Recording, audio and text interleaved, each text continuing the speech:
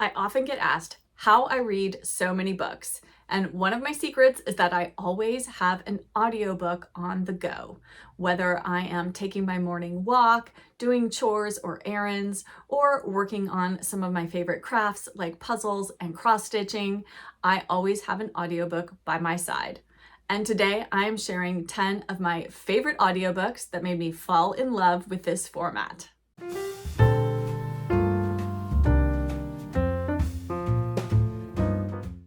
Hello book friends, I'm Jen and welcome back to my reading life. I have been an audiobook listener since before I could really fully read. I used to have a little yellow record player and I would get out my book on record, put that on, listen for that chime for when I needed to turn the page, and I was completely immersed in the story, both on the written page and what was being read into my little ear. And while a record player needed to be listened to at home, smartphones have made audiobook listening so much easier and so very portable, and you can basically have an audiobook with you wherever you go. It took some trial and error, but I have found my sweet spot for those genres, authors, and narrators that I really gravitate towards on audio. From narrative nonfiction to memoirs to mysteries to classics, these are 10 of the audiobooks that I recommend for a truly engrossing listening and reading experience. To start us off is the first audiobook that ever made me want to keep listening, to keep on doing whatever I was doing, walking, chores. I would drive an extra round around the block just to keep listening because I did not want to put this book down. And that was The Boys in the Boat by Daniel James Brown, narrated by Edward Herrmann. This audiobook, I cannot recommend it enough. It is one of my favorite narrative nonfiction books of all time and one of my all-time favorite audiobook reading experiences. And it truly is an experience. And I wasn't sure what to expect going in because you know from the get-go what the outcome of this story is. If you aren't familiar with The Boys in the Boat, this is the story of the University of Washington's crew team, not even their first crew team. I believe this was like their junior varsity crew team who ends up going to the 1936 Olympics to represent the United States. And they win. And they are the complete underdogs. And this is the story of that experience, of the road that they took and all of the players involved. And it is so engrossing and so heartwarming. And I was gripped, especially at the end when you are listening to these crew races for the gold medal at the Olympics.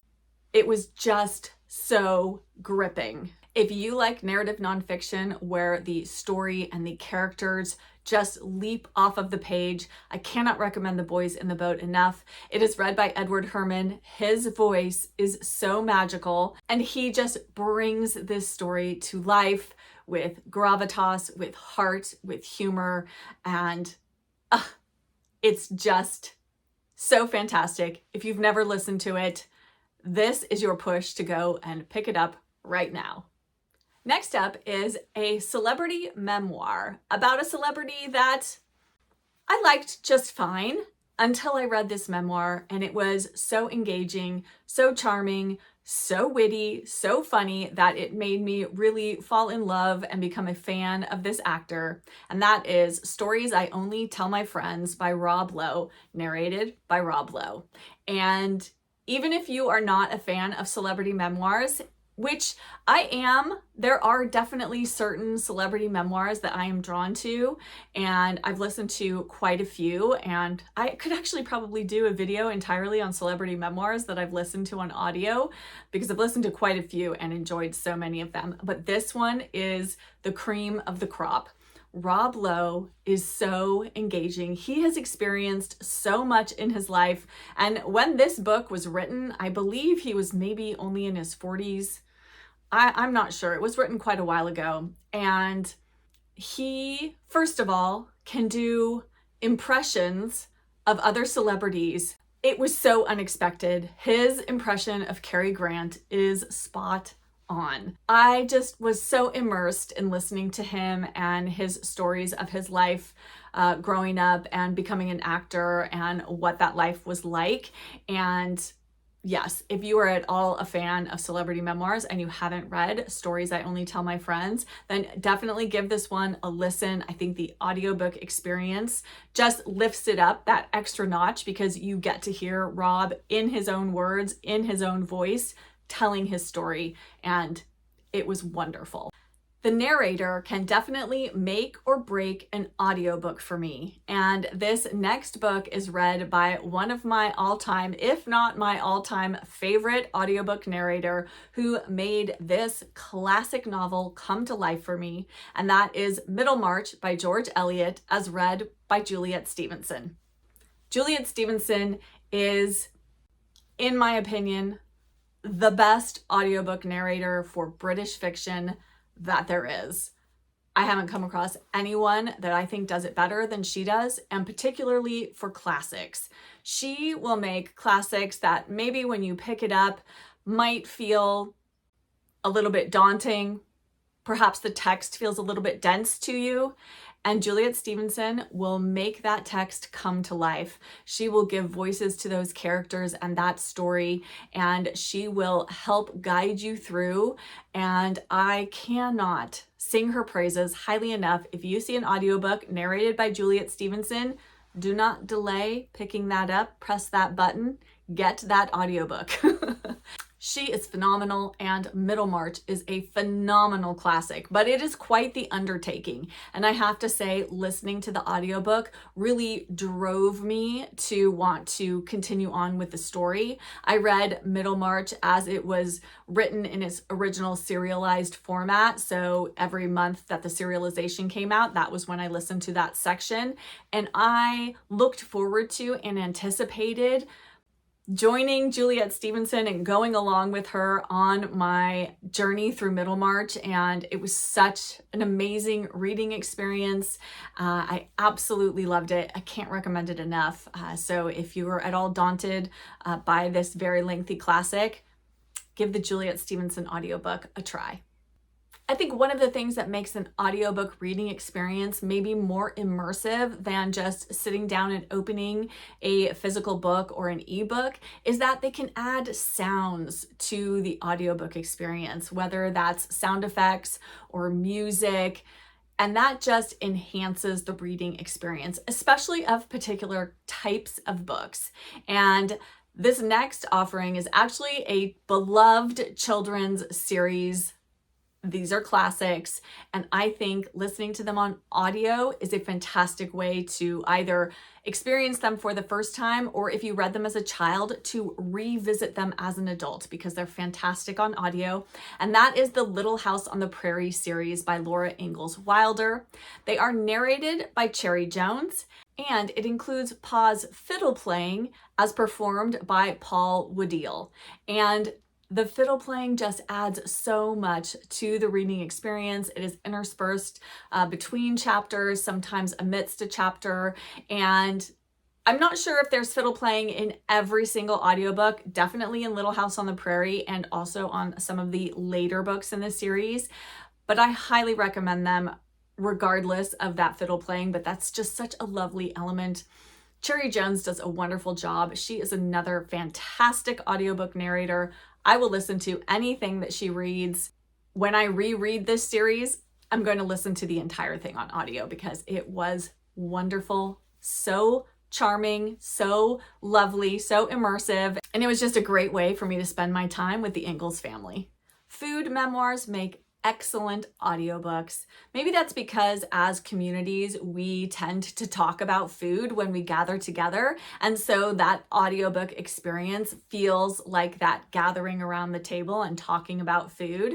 And I have two examples of food memoirs that I think are exceptional. Both are read by their respective authors. And the first food memoir that I recommend on audio is Save Me the Plums by Ruth Reichel. And as I said, this is read by Ruth herself, and this is mostly Ruth's experiences as the editor-in-chief of Gourmet magazine. And it is so wonderful. So not only does she talk about food, about many, many, many different restaurants, chefs, recipes that she experienced, but we also get to learn about her life and what that was like while she was working for Gourmet. I absolutely loved this book. Again, it was another one I just couldn't stop listening to. It was so engaging, and it was really lovely to learn about this slice of Ruth Reichl's life. And I really need to read more by her because I just loved this one so much. And yes, I think I need to listen to more of her memoirs on audio because this was fantastic. And my second favorite food memoir on audio is Taste by Stanley Tucci. I just love Stanley Tucci, do you? I just find him so charming and engaging and lovable as an actor, as a character in movies, and all of that loveliness of his persona is brought out in the audiobook version of Taste. And this was just such a wonderful reading experience or listening experience to hear him share his story in his own words. And it was just lovely to hear him open up about his struggles, about how he had grown up really in a, food-loving family, and then he loses his ability to taste because he has, I believe, cancer of the throat or tongue, and, having to have that treated really changed his relationship with food, and just talking through that. It was just so heartwarming and engaging, and I really felt for him, and it just made me even a bigger fan of him than I already was. And I know many of you have probably read Taste already, but if you haven't listened to the audiobook, that is how I would recommend. It just adds so much to hear him tell his story in his own words. My next audiobook is another narrative nonfiction, and this one might be a bit of an outlier. It doesn't really fall into my normal cozy reading categories, but it is such an important book, and I think everyone should read it, and it really changed me and educated me significantly, and the audiobook experience was superb. And that book is How the Word is Passed by Clint Smith. And this is a story of slavery in America, told through a few different moments in time and different places and events where slavery was happening or things that were impacted by it. And it completely changed my viewpoint on both the history of slavery and how slavery still affects our society today. And I just think this is such an important book, and it is done so well. Clint Smith is an amazing researcher. I think this is an important book. I think it is incredibly well done, incredibly well researched. Clint Smith is a fantastic writer, and I cannot recommend the audiobook of this enough. As I said, I think everyone should read this. I think it will really open your eyes to things you may not have been aware of about slavery. And I know this is a book. I read this at the beginning of 2022, and I still think about it today. Very impactful, important. Definitely read this one. Moving on to something much lighter, my next pick is actually a duology by one of my favorite authors. And this is another pair of audiobooks where I kept taking longer walks or going slower doing my chores about the house because I just wanted to keep listening. I could not put these down. And those books are Belle Lamington and Fletcher's End by D.E. Stevenson. These two books are the story of Belle Lamington, and Belle, when we first meet her, is a young woman, and she is living and working in London. She lives in a very tiny apartment, and she's not fully happy or satisfied with her life. And we follow along with her through some love affairs, through some big changes that happen in her life. And Belle is just such a lovely and endearing character, and Fletcher's End is the continuation of her story. I'm not going to tell you anything about it because it is spoilers for Belle Lamington, so just dive into Belle Lamington and then read straight through Fletcher's End. You will not be disappointed. The audiobooks are narrated by Patience Tomlinson, and I haven't ever listened to her read anything else, but I definitely would. I thought she did an excellent job narrating both of these books and really bringing Belle to life. And of course, they feature D.E. Stevenson's inimitable charm, and I absolutely love them. They are two of my very favorite D.E. Stevenson books, and I cannot wait to revisit them again. With the Cozy Reader Book Club, we picked these to read in September 2026. So if you will be joining us for that read, we are hoping that Dean Street Press will have them published. Dean Street Press is republishing these books next year. We're hoping they'll be available by September. If for some reason they're not, though, I highly recommend the audiobooks, or even if they are, listen to the audiobooks as well. They are fantastic.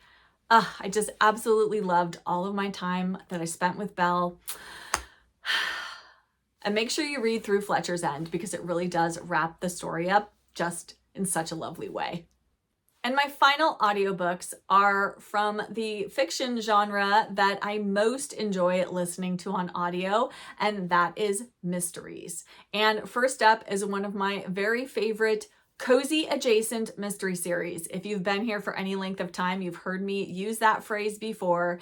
And this series epitomizes my term cozy adjacent, and that is the Lady Hardcastle Mysteries by T.E. Kinsey. These are narrated by Elizabeth Nolden, and they are so wonderful. If I could hug an audiobook, I would hug these audiobooks. That is how good they are. Elizabeth Nolden does such a wonderful job bringing all of the characters to life, but particularly Lady Hardcastle and her lady's maid Flo, who are our main characters in these mysteries.